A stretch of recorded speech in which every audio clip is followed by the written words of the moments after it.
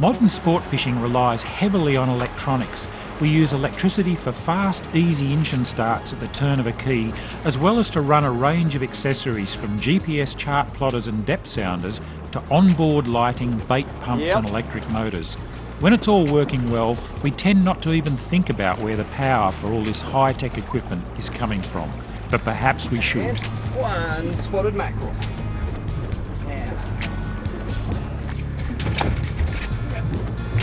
Swing that in.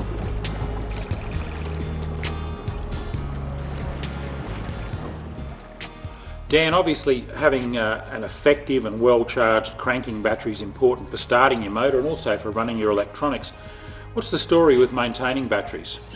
Yeah, it's very important, Steve, that during extended layup that you remove your battery and put it on a charger so that the battery is well maintained and doesn't discharge. The battery remains discharged for a long period of time. It may sulfate, and as a result the inability to recharge it may occur. What's the process when you disconnect the battery?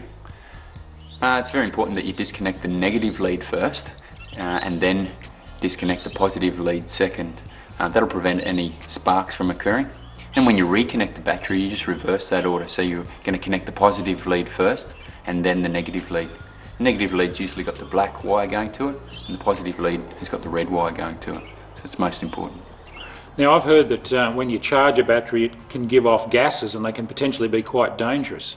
With the unsealed batteries there's a hydrogen gas that comes out of the battery, and that's very flammable. So that's why it's important to disconnect and reconnect in the right order to prevent a spark. You only need a little spark and that gas can explode, and if that battery explodes there's a lot of acid in there and it can make a real mess of you. If you are charging the battery in your boat, it's a good idea to disconnect your accessories from the battery. Ideally remove the terminals, make sure your battery isolator's switched off and your ignition switch is switched off. Various forms of battery are available. Lead acid wet cell batteries have ventilated caps on top, while dry cell or maintenance-free batteries don't. Yamaha recommend marine-grade wet cell batteries for engine cranking, as they're better suited to the motor's charging system. The label on this battery identifies it as having 500 cold cranking amperes. Deep cycle batteries are designed to withstand constant charging and discharging, making them ideal for use as a house battery for powering accessories such as electric motors.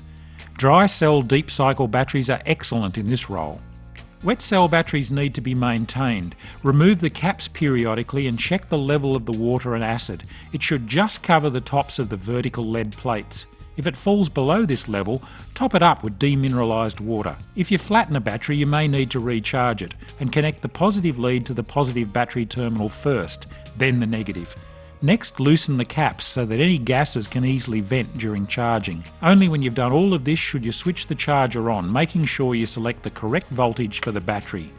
Recharge in a well-ventilated area away from flammable liquids. I get a little bit of white powder and that forming around my terminals sometimes. How do I prevent that?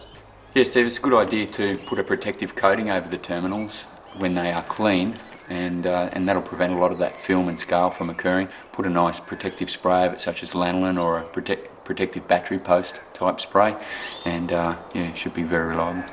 I often see batteries with wing nuts on them and they seem nice and convenient. They are very convenient, and generally you'll find that from the dealer they'll be nipped up quite tight with a tool, but if you have removed them, it's quite likely that they've done up finger tight, and there is a potential for them to vibrate loose. And when they vibrate loose, we can get the battery going flat from the engine not charging.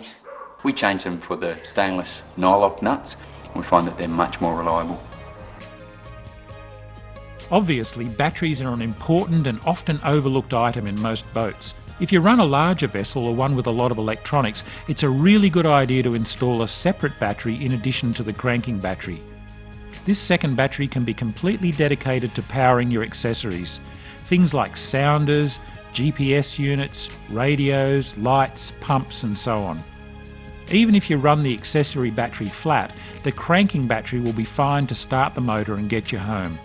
Once the engine is running, it will only charge the starting or cranking battery. However, a really nice feature of some larger Yamaha motors is the ability they offer to connect an accessory battery charge wire. Select a fuse or breaker of around 50 amps to protect this circuit. Some cables come standard from Yamaha with a fuse already installed. Unless you're a pretty good handyman, it's probably best to get a Yamaha dealer to fit this system. Look after your batteries and they'll look after you, giving you long days of fun on the water. To find out more, visit Yamaha's website at the address shown here.